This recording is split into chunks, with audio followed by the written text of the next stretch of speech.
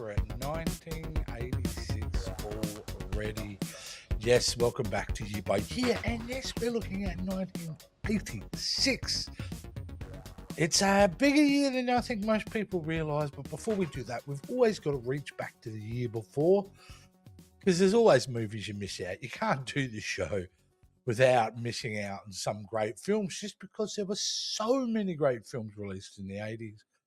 But of course, I take advice from the chat, and there's Abby Cross and Jay Gibbons who are constantly reminding me of the films I've forgotten, and rightfully so. I'm so thankful that they're doing that, because that helps me go back and establish something. So let's have just a quick look back at 1985. Three movies that I wanted to give a honourable mention that I forgot about. Here we go. Clue. One of the great kind of murder mystery movies, comedies. That and Murder by Death are pretty much the same, but Clue is wonderful, and certainly has a long history in cinema now. The Americans love it. I like it a lot, but I didn't love it. I did love The Return of the Living Dead, one of the great zombie comedies. Absolutely amazing, and still holds up to this day. So check that out. And of course, I couldn't be a real Aussie if I didn't mention Mad Max Beyond Thunderdome. So, yeah, I love the first half of this movie. Not so in love with the second half, but certainly Tina Turner is amazing. The Thunderdome, Master Blaster. Yeah, all coming at you. So there's some films from 1985, and there's a bunch more that I missed out. But, yeah, there you go. Let's have a look now at 1986. Well, it's a year that's worth, I think, taking a second look at, just based upon the amount of films that are going to be released. So I've got my list up here. Let me start. Just bear with me. I'm not very organised. It is early here. It's about 6:30 in the morning. But I'm so excited about doing this. I don't care. I get up early. All right, let's start it off on January 17th of 1986. We're starting early this week with a little film called The Hitcher with C. Thomas Howell and Ruth Hager. What a wonderful thriller this is. This is terrifying, and certainly very suspenseful. It's like the movie Jewel about the truck, except the truck's a man. That's underselling it. It's a great film. It's a great film. Also in January, we got a little classic gem. If you're a kid at school holidays here in Australia, you would have gone and seen Flight on the Navigator. Remember, you get your free tickets from Coddy's Cordial containers. Yeah, you have to be from Australia and this old to get that reference. But the film's a lot of fun. Early use of CGI, which was really cool. And then just a fun kid adventure. Kind of like wish fulfillment film. You know, wouldn't it be amazing to steer a spaceship and all that? All right. So if you're looking and you're feeling good about yourself with that nice kids movie, maybe going to see this kids movie. I'm kidding. I'm talking about Highlander, of course, the epic, the classic Christopher Lambert, Sean Connery. It's Clancy Brown, of course, directed by Russell McCoy. What can you say? The legacy of this is huge. It's even survived a really bad sequel and subsequent bad sequels and a TV show. So to see it actually getting rebooted now with Henry Cavill, I'm very interested. Moving along to April 11th, now we're starting in close to the American summer. We had number 5 is Alive, Short Circuit. Damn, this movie's charming, right? Ali Sheedy, Steve Gutenberg, Fisher Stevens. This is a great, great little adventure movie, you know, and they made this little robot infused with a lot of personalities. Wonderful. Make you feel good at the movies. Well, about less than a month later, if you're still wanting to feel good at the movies, maybe don't go see this. Poltergeist 2, The Other Side, the sequel to the great 1982 Poltergeist. Look, the creepy old man in this, phenomenal. But the movie, it lags. It does lag. It's a good movie. I enjoy it, but it's certainly not on the scale of the original Poltergeist. But still, I was there. I enjoyed watching it. I had a good time with it on repeat. But May 16 is probably the movie of the year. Whether you like the movie of the year, and I have more favorite movies than this movie, but this movie hit the zeitgeist, right? I'm talking Top Gun. Tom Cruise, Val Kilmer, Kelly McGinnis, unbelievable soundtrack, unbelievable cinematography with real planes. It's way before CGI. This is a pretty basic film, but a great film. And certainly it lived its legacy. And it's one of those rare films where they did a legacy sequel decades later, which was better than the original. Blow your mind. But certainly I would say it was it was the film of the year, just because of the impact I had. Like I said, not the best film of the year, but certainly is one of the films of the year.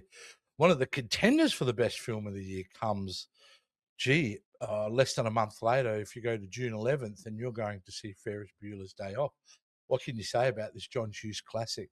Matthew Broderick is incredible in this film. So is Alan Ruck and me and Sarah. They do a wonderful job. So, Ferris Bueller's Day Off. Who hasn't seen this film at this point or dreamed that there would be a sequel, which I'm so glad they never did.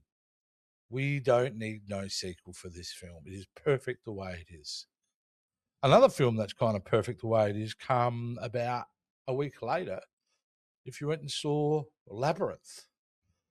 Now, as much as I had issues with the Dark Crystal, Jim Henson doing the Dark Crystal, it threw me off. Labyrinth washed all that away. David Bowie, Jennifer Connelly, and a slew of amazing puppets from Jim Henson Workshop.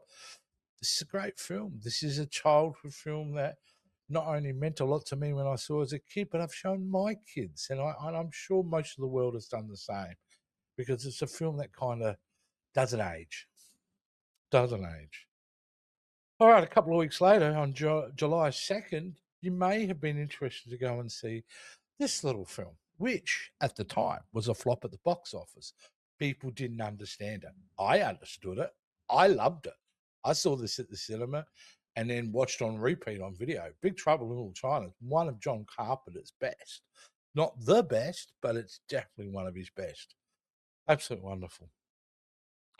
But the film for the year for me in 1986 was going in at, what was I, 11, 12, and going to see Aliens. What a cinematic experience. Tension from the get-go. Like, if you haven't seen this on the big screen, you are robbing yourself of an experience. It's made to be in its full widescreen glory. James Cameron does an incredible job. Sigourney Weaver steps up to the plate yet again, like she did in Alien. Here she goes with Aliens. Wonderful effects. Just an epic film that, and the reason this series lived as long as it lives is really off the back of this film. I mean, Alien is an amazing horror film, but it could have just been left as a sci-fi horror classic. Making Aliens made this a viable franchise. Incredible film. Now, a good friend of mine and of the channel, and we obviously record with him in Captain's Quadrant, his favourite film of all, I think, of all time landed this year. To me, it's just a chock full of trauma, and that is Transformers the movie. What a hit. What a big movie. It was huge. August 1st, 1986 was its release. Shocked a lot of kids. If you were watching this series, you were like, what the hell did they just do? But they did it. Yeah, Transform the movie is fantastic. Gen 1 characters. Not all of them live, but still. Great movie. Only to be backed by another great movie a week later. Different tone. Maybe you would have taken your kids to it, but it is a Stephen King book, and I'm talking, of course, about Stand By Me.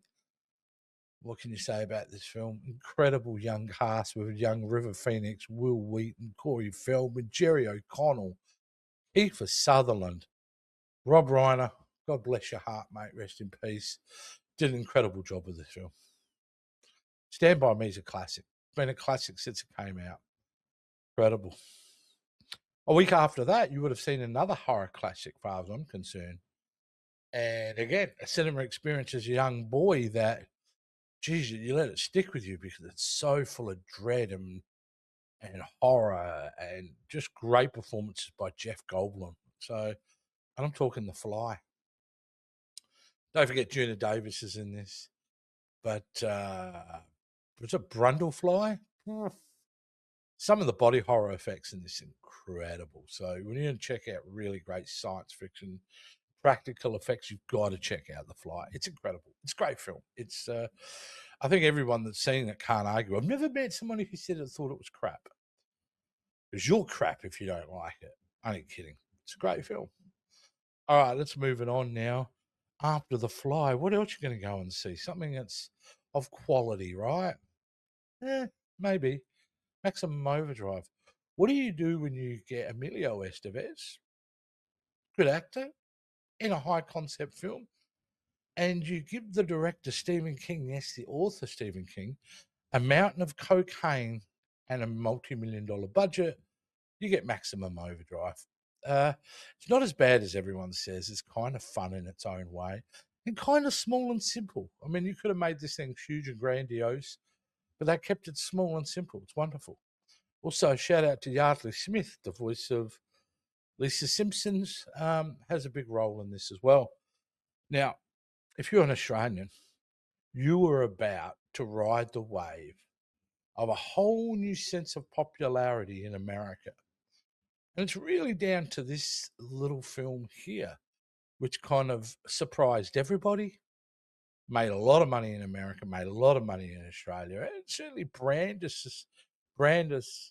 branded us. I'll get it out eventually.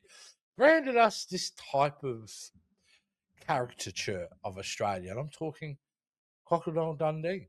It's a great film. It's a funny film. Paul Hogan was a television icon here in Australia way before he made Crocodile Dundee. So for us Aussies, we knew how talented Paul Hogan was, and it's wonderful. It's a great film. It holds up. It's your classic fish out of water story, and they did a wonderful job. It's as an Australian, I'm very proud of this film. I love that people love Crocodile Dundee.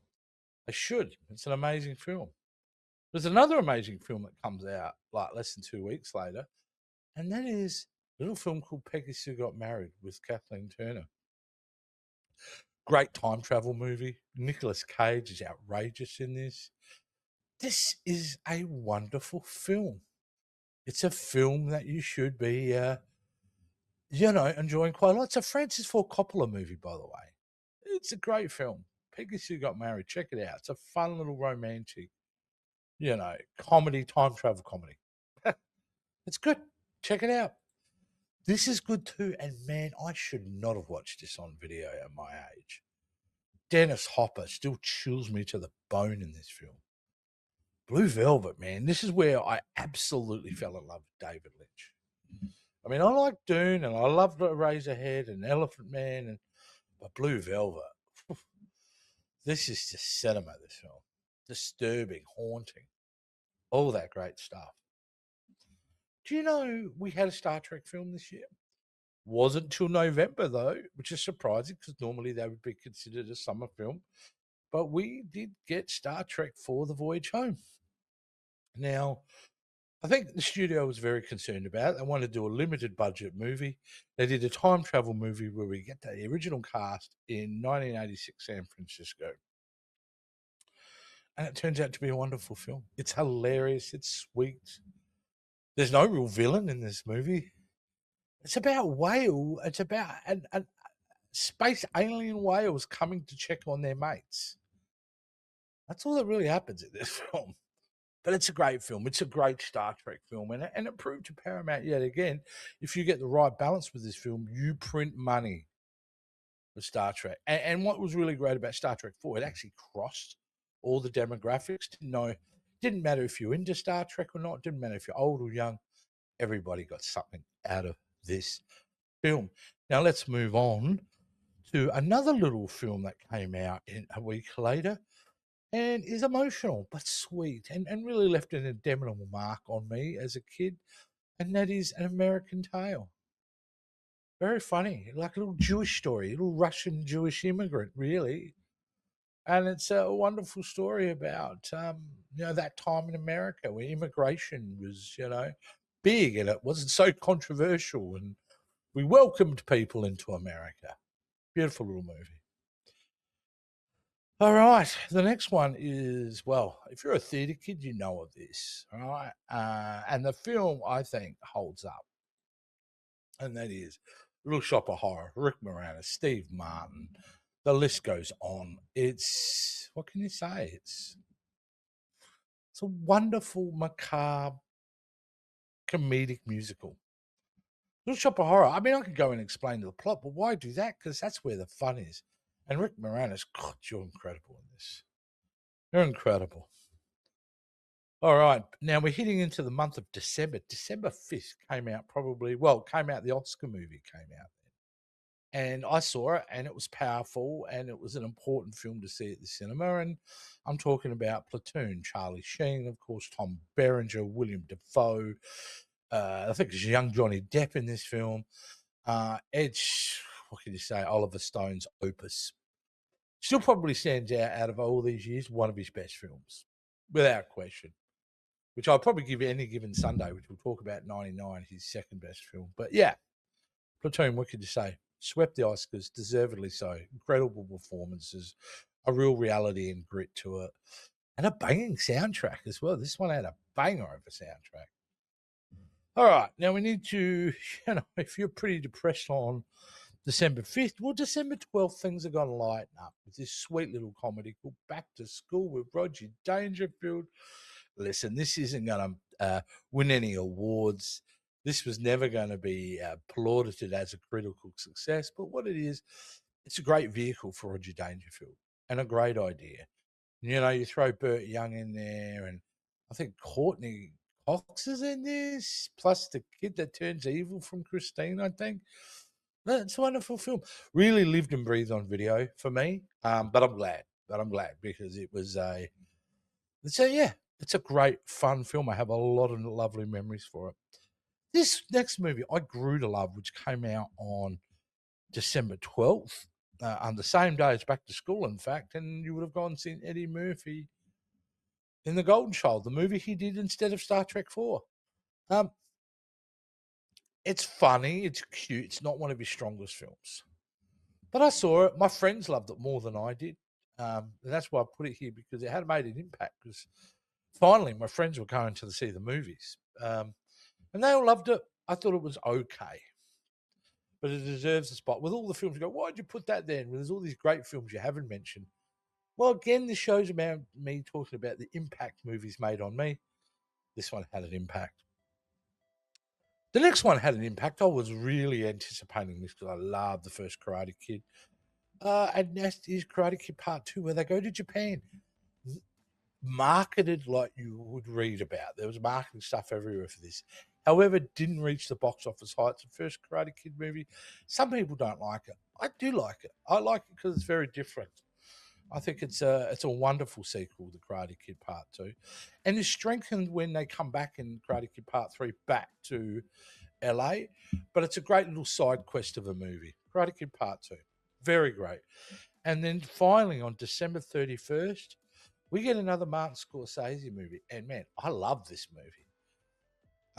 And certainly, if you were a bit concerned whether Tom Cruise had any talent, Martin Scorsese wasn't concerned with Paul Newman and Tom Cruise in a sequel to the 1962 The Hustler, which also starred Paul Newman. This is incredible. This is a great Scorsese film. It's stylistic, driven with great dialogue and wonderful performances. I couldn't think of a better movie to end out the year in 1986 than The Color of Money. And there you go, guys. Am I 25? Around 24, 25 best films of 1986. Now, the thing is, like I said, I cannot capture everything. And I'm counting on you guys out there to share the love with everybody. Let me know in the chat, what did I miss out on? What can't you believe I didn't talk about? What things did you agree with me or disagree with me? And obviously you can do that and also support us here at the Jason Roy Gaston channel. There's lots of great stuff on the feed, every other day there's brand new content. We don't stop there. Our foot is on the pedal and the pedal's to the floor. All right, guys, that has been another Year by Year. And next up, I don't think it takes an Einstein to work out that we're dealing with 1987. We'll see you then.